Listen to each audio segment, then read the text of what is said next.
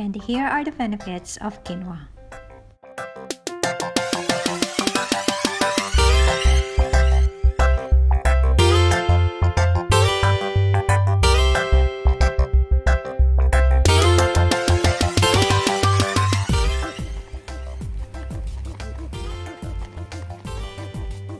And let's start preparing our salad.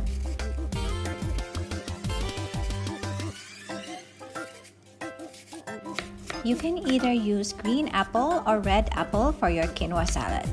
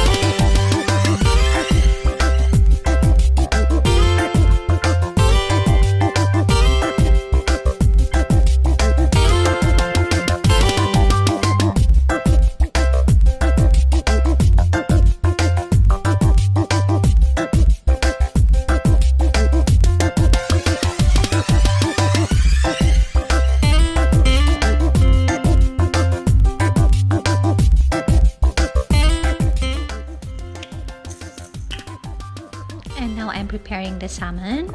I will just season it with some salt and pepper.